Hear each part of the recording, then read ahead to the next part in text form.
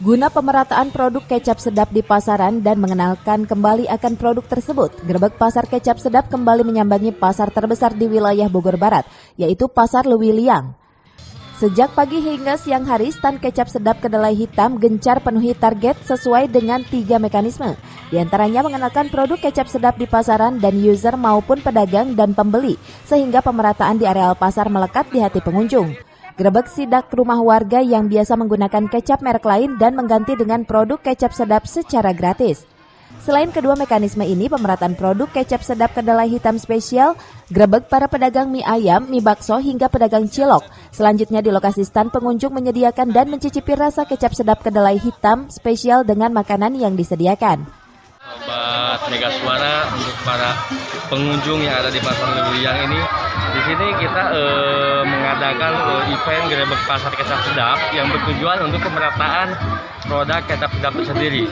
Dan untuk event ini kita ada 3 mekanisme. Yang pertama kita ada pemerataan di area pasar sama untuk pemerataan ke user juga. Yang kedua kita ada main ke Grebek sidak rumah lah, inisial gitu, sidak rumah. Jadi nanti tim kami ada yang spreading ke perumahan-perumahan warga untuk melakukan pemerataan produk kecap sedap sendiri, dan nantinya untuk setiap warga yang mempunyai produk lain selain dari kecap sedap yang punya kemasan atau cangkang dari produk lain bisa ditukar sama kecap sedap dari kita, dan kita kasih yang baru secara gratis. Untuk selanjutnya kita ada untuk pemerataan kepada pedagang-pedagang seperti pedagang kayak mie ayam, mie bakso, cilok, dan lain-lain juga.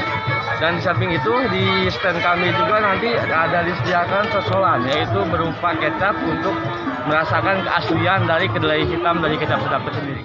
Kecap sedap kedelai hitam spesial looks good, taste good memiliki kelebihan dibanding kecap lain saat dimasak, seperti sate maupun gulai kambing. Meresap dengan cepat masuk ke dalam masakan tersebut dan dagingnya pun terasa empuk dan nikmat. Dari Lewiliang, Kabupaten Bogor, Iman Abdurrahman melaporkan.